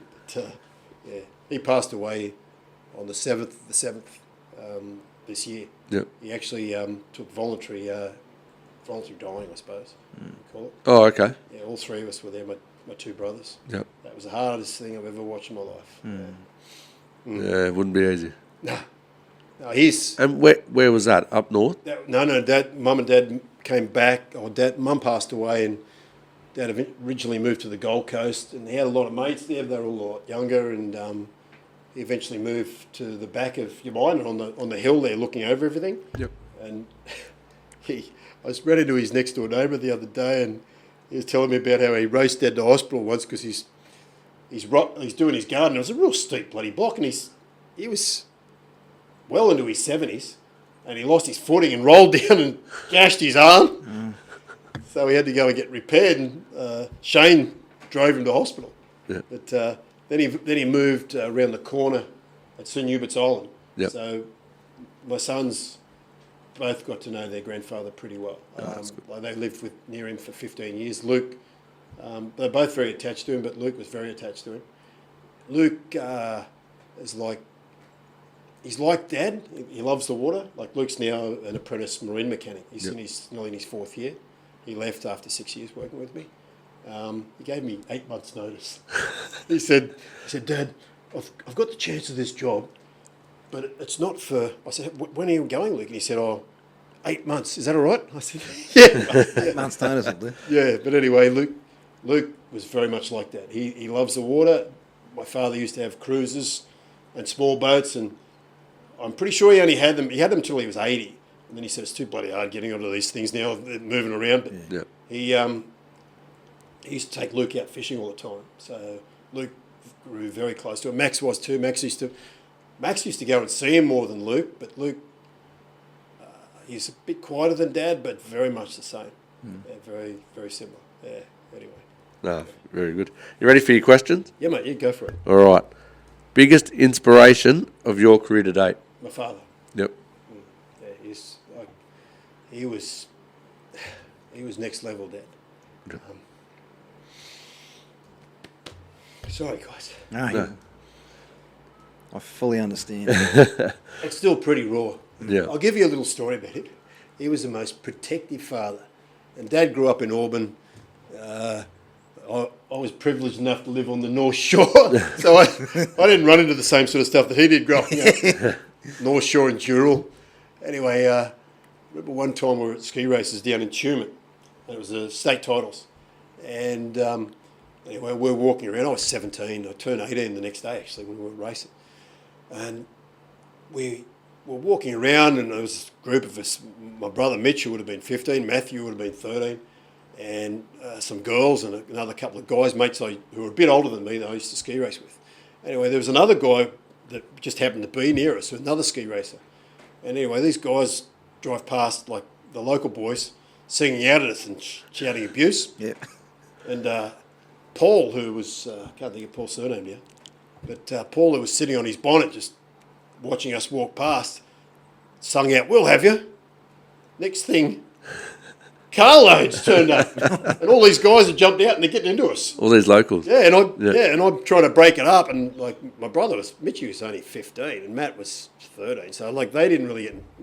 Mitch was trying to pull people. I don't think he got hit, but I got a real bad split lip. Some guys sort of king hit me. Yeah.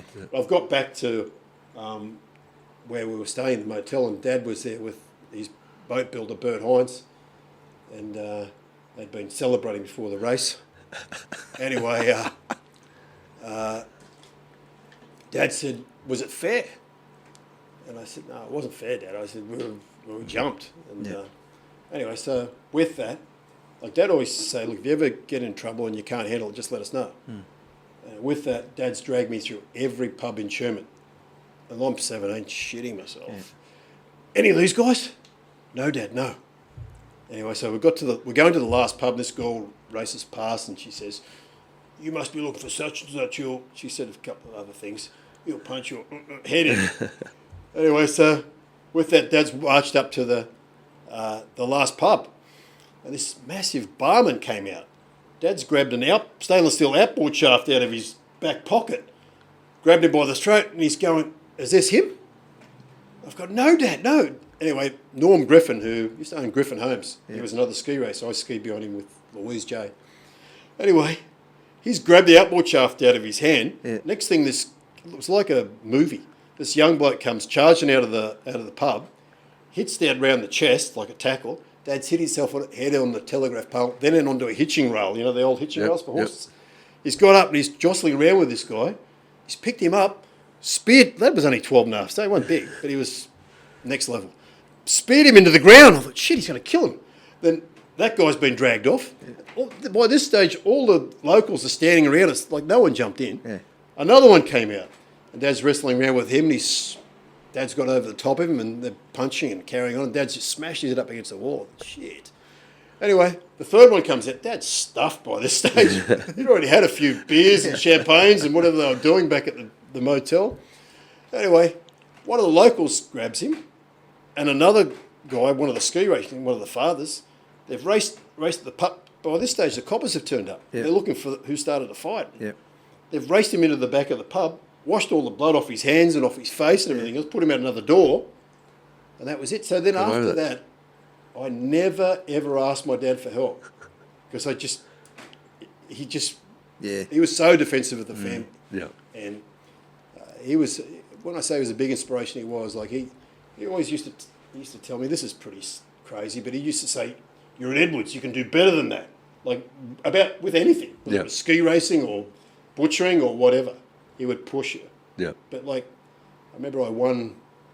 I'm not bragging, but I won an Australian title ski racing up at Somerset Dam in Queensland. Anyway, I finished, right, and I knew that I'd ski really well. I'm in the water, and it's really rough, and I'm gulping water, and I'm so excited. Anyway, Dad comes back round to pick me up, and I said, "How'd we go?" He said, "You skied really well." So I knew when he said I'd ski really well, we won. Yeah, right. That was a big compliment coming from Dad. But as he got older, he mellowed a lot. Yeah. And, he always used to tell us how much he loved us and all that sort of thing. But he was a good guy and very inspirational. He used to arm wrestle guys way bigger than him and beat them. And he used to tell me, "It's not here. No, it's not here. Yeah, it's in the mind. Here. Yeah. You can beat anyone if you want to beat them. Yeah, in the mind. Which you can to a degree. Yeah. A lot of it. a lot of things are mind over matter. Yeah. And that's what helped me get through my paralysing my arm and everything else. Yeah.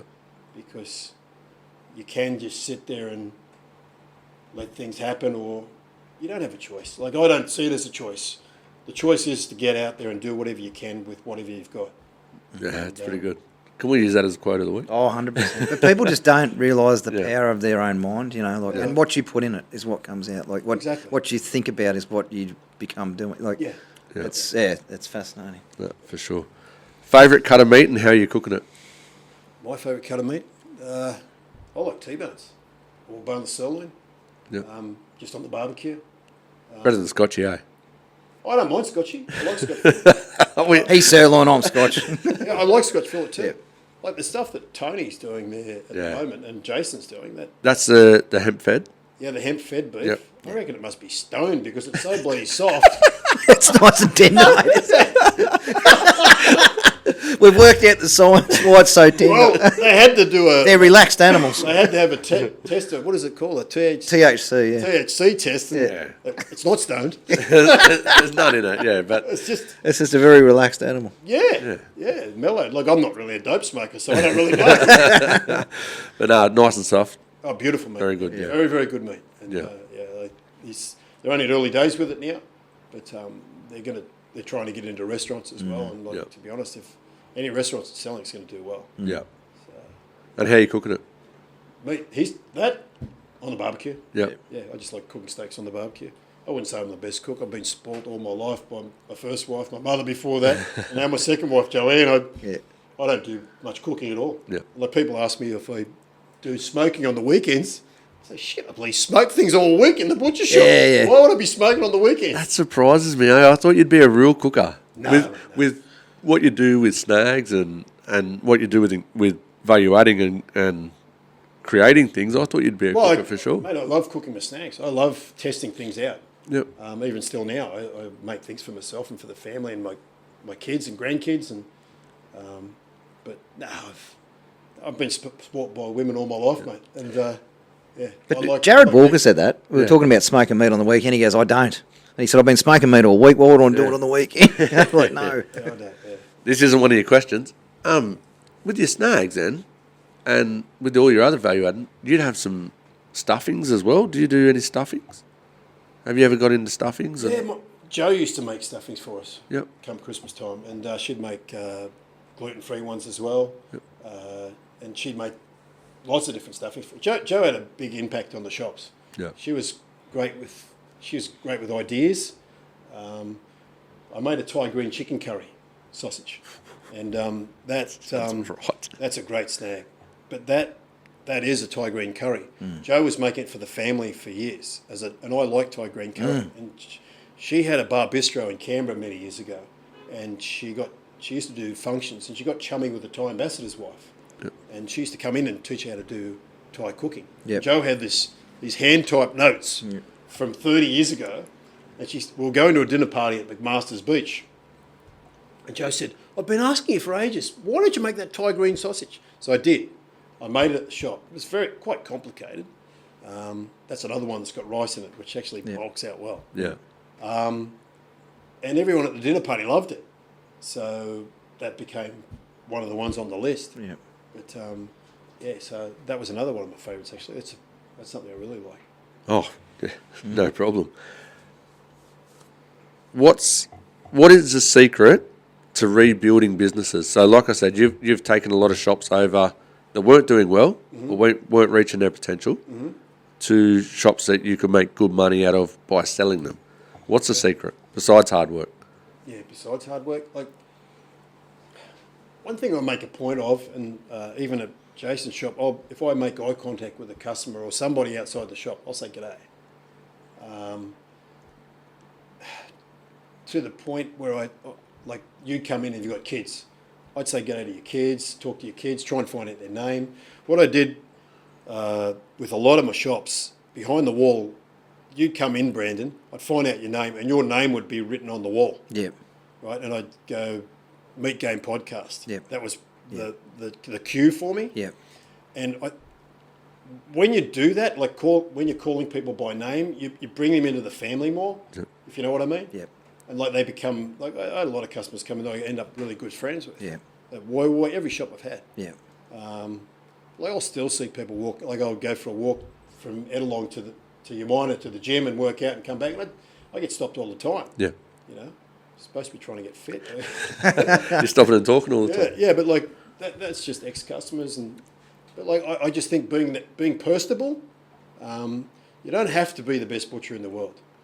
You just have to be passionate about what you're doing, care about what you're doing, and make sure everything is right, clean, everything's good, and just work hard on the counter.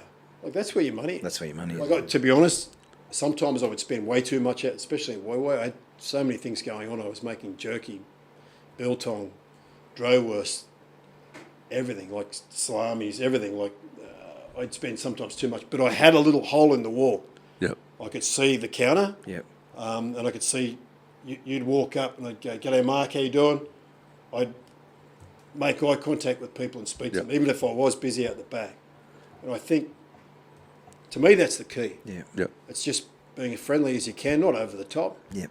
but just working on the people that are coming in, remembering their names, being personable.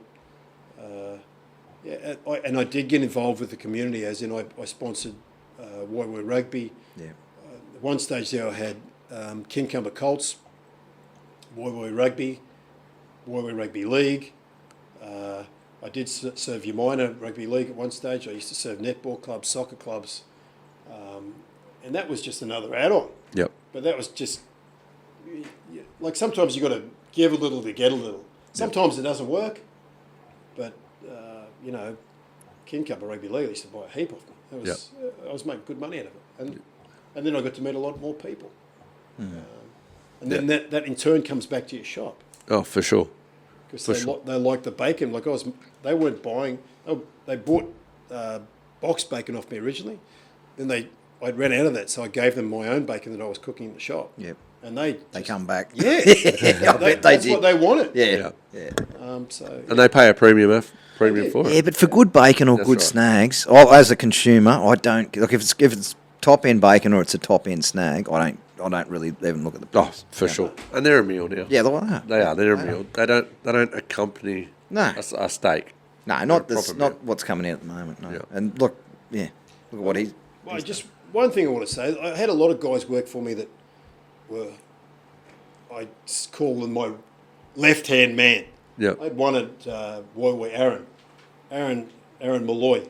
He was just brilliant for me. Like he'd do a lot of the stuff the other guys didn't want to do. Yeah. Warwick Singleton. Warwick worked with me. He ended up working for your ex-father-in-law. Yep. He worked there for a number of years. Yep. He was great. He was coming down from the coast from Wananobi, Yeah. which the customers used to love it. And I'd say, in Beecroft, they'd say, "Where's he from?" They go, "Wananobi." Yeah. It's not Wananobi. Yeah. But, he'd come down like Joe Connolly. Yeah. They were great. Like they helped me, being one-handed, get done what I wanted to get done. Yeah. There's a lot of guys. Like my sons, Max and Luke. Yeah. Like they used to work their rings out. Yeah. They had a hard taskmaster. I wasn't as bad as my dad, I don't think. But, but then from that, they've got a great work ethic. Like Lukey works sometimes at most weekends on a Sunday at Saratoga, even though he's doing his marine mechanic job just for a bit of extra money. Yeah. So, Oh, and probably enjoys it too. oh, he does. He likes the banter. Yeah. And he's very good on the counter. Maxie was great on the counter. Max used to get customers bring him, little kids would be bringing presents in for him. Like he's quite an imposing guy, and he'd lean over the counter and say, "G'day there, little Brandon, how are you today?" Like, and the mums would find out when his birthday was. Actually, that's a good thing too.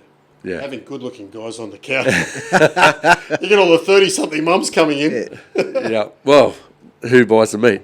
Or who goes shopping? Yeah. That's Mrs. Jones, isn't it? Yeah. So it is good. Yeah, it is a good idea to, and have them friendly and But friendly as well. They don't have to be good-looking. It's just friendly. not flirtatious without being Over the top. over the top and grubby. Yeah. Yeah, and the grubby's not good. No. Like grubby, I used to hear a lot of stuff in the 70s, and that was Yeah. pretty grubby. Yeah. Oh, it's a lot changed now. It's a lot better now. Yeah, Yes. for sure. What is your... Oh, I want to talk to you about this. We've missed this. Okay. What's this? That is that's my dad all the way through. That's Dad. You said that's the first TAFE book. That's the first TAFE book ever done. So that's Dad there. Yeah, right. That was, I think it was. Yeah, I didn't go to TAFE. You didn't need to. You had a TAFE teacher. No, well, he wasn't a TAFE teacher. I might get a few photos of that and put it up. He got the. Cool. Yeah. He was asked to do all the boning and breaking, like he did lambs with a chopper. He broke, chopped them down the centre. He did pigs. He did veal. He did everything. But like Dad didn't get a mention. Yeah. Through the book, and I think that's why I didn't go to TAFE, because he was pissed off that he did all that work and didn't even get a mention. So I got him. It was Kevin Cottrell. I rang Kevin Cottrell from Amick. Yep. And I said there was a sausage king coming up the state at Granville? No, on the coast. Oh God, Gosford? No, not Gosford. God, can't think of the where it was. Anyway, I got Dad to come along. Yep. And anyway, I said to Kevin, I'd just like to make a presentation to Dad. I said, I don't mind if I pay for it. But he actually helped. He did all the cutting for the first TAFE book. He said, have you got a copy? I said, look, I have. I've got a private copy. And actually, Paul Anderson from East Sydney TAFE gave me that one, because my brother had the other one. Yeah. So that was out of the TAFE when they closed East Sydney down. Yeah. Paul came out all the way to Wesley Shop to give me it. I'll get some photos. That is Anyway. so cool, man. But I spoke to Kevin. Kev said, look, we actually give awards for people taking out the bins nowadays. He said, oh, we'd be happy to do it for you, Dad. Yeah. So anyway, we're at the presentation, and we won a couple of awards for snags. And there's a big screen. Dad's looked at the screen. He's gone, it looks like me. I said, shit, it does too, doesn't it? And he's gone, I think that is me. Anyway. Stitched him up. Yeah. Anyway, the next thing Kevin's called him, well, no, I don't know it was Kevin. One of the guys called him up to the stage and made the presentation, and he got a nice engraved plate saying thank you very much for your input into the meat industry, which was nice. That's so cool. And Dad's come back to the table, thumped me in the arm. He said, that was you bastard, wasn't it? I said, yeah. I said, I thought you should get some sort of recognition for what you did. That's awesome. So, yeah. Do you mind if we get a few photos of that? No, you go for it. Yeah, I'll get a few photos of the end, guys. I'll pop them up, yeah. That is cool. Just see even breaking mutton and everything. That is cool. That's so good. Yeah, so, What is your favourite part of the meat game? that's a silly question. I know. It's making snacks. Oh, really? Yeah. Most people say the people. No, I love the people. Yeah. I like making snacks. Yeah, but most people don't have 100 flavours of different sausages either. Obviously, I can. I've been pushed late. I had 130 before I started working at Saratoga. He's pushed me to come up with more. So, yeah. 130 different flavours. That's so cool. Yeah. What is next for Marc No Edwards? pinball parlours out of Dural. What's next for me? I just playing around, making spices for different people. As I said, I'd like to, if anyone knows anyone that's making refrigerated vans to go up into my carport, I'd be happy to do that. Yep. I want to teach people how to make sausages and to make a small income out of it, but also for fun. Yeah. I'd also, if people want to learn it, like what I did over the years, I flew Ollie Larson down from Cairns. I think I told you this when I first got here. Ollie was a Danish small goodsman. I asked Bernie Heinemann if there was anyone that I could learn small goods off, and he said, well, Ollie's a retired small goodsman. He was 62 at the time. He was living up in Cairns. So I flew him down back in 97. And it cost me $1,200 for the week, which was a lot of money back then. Plus, he loved my wife's food and all the beer I had in the fridge. We'd start at 6 o'clock in the morning. He'd teach me till 3, then he'd go to the tavern until I finished at 5:30. So he's charged by the time I'd take him home. But I wouldn't mind teaching people, going to people's shops. Now, whether there's a market for it or not, I don't know. Yep. But like Jason said to me the other day, you don't want to take all this to the grave. And I don't. Like That's my true. my two boys don't want Isn't that a reason why we're doing the podcast? Oh, that's so. You asked us before why are you guys doing it, and that was what was one of the very strong reasons. Yeah. Is to get stories out of guys that in 10, 20 years time. I've seen a lot of people come through the industry that are just so knowledgeable, and they're not with us anymore. And their stories that go with them. We want to. Well, there's Metges up at Taree. Yep. The German small goodsman, Rudy? Rudy Metges. Yeah. He's next level as well. Yeah. But I don't know, like he was trying to sell it.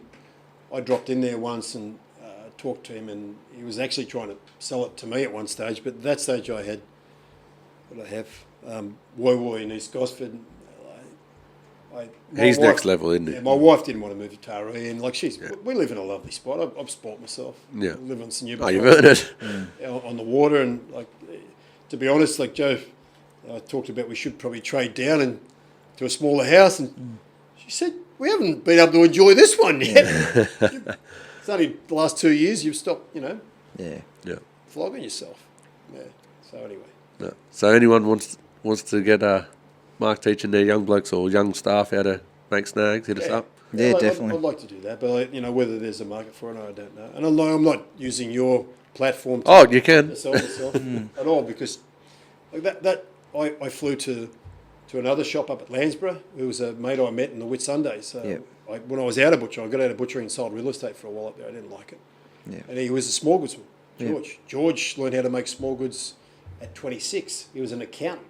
Yeah. And he saw how much money these guys were making back in the 70s. Yeah. And he thought, shit, I'm going to learn how to do this. Yeah. So anyway, Georgie came up as a retired small goodsman. He was looking for coffee shops. And I got in his ear and I said, we could probably do something with this. Yeah. Anyway, George went down to look for gear down in Brisbane to set something up. We found a shop up in Proserpine. We were going to fit out.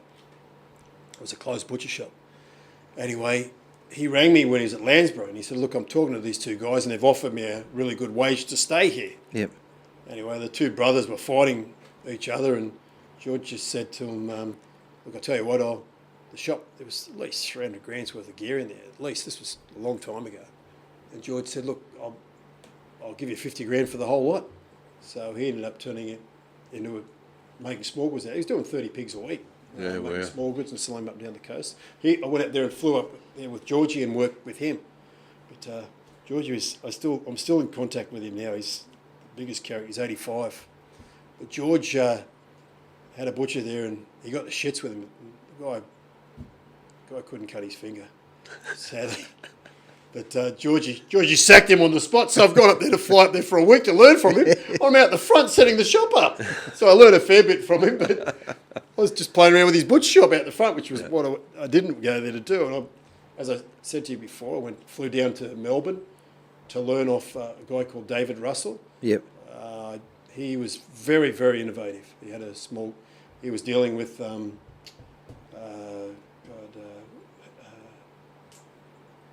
the guy down at Warriewood. That's Continental Butcher Supplies. He was he bought all this equipment from him. Oh, yeah. CBS. Yeah, CBS. Yeah. I can't think of his Christian name at the moment. The German fellow that owned the business flew down to Melbourne, taught David a lot of different stuff. And I flew down and worked with David because I wanted to learn how to do cooked meals. This was back in the late 80s. Yeah. Dave had a chef working for him back then. Yep. And they were doing half-litre and litre containers, Yep. just vacuum sealed. This was way back then. And I started doing it at Terry Hills. I had a young third-year apprentice that was doing it. I was doing it from my garage back then. Hope Safe Food's not listening. You can get away with that. Statute of limitation. But no, we were selling, it was just a sideline. We were selling about 30 kilos worth of cooked product a week. Yeah, but how cool that just shows if you can do it all the way back then. Yeah, well, you can there was a definitely do market it now. Like he was a good little chef. He was doing badami ghost, all sorts of curries for me, and it went over well. Yeah. So there was a market back then.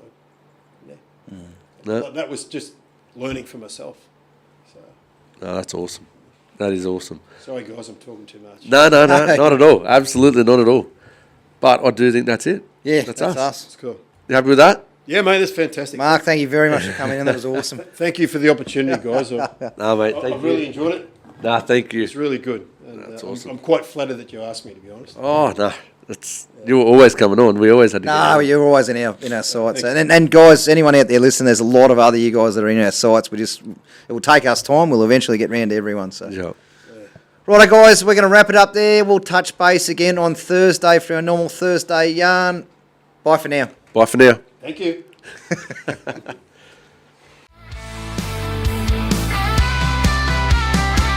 It's on the concrete, blood on the steel. I'm talking about a life that's raw and real. From the paddock to the plate, it's more than a trade.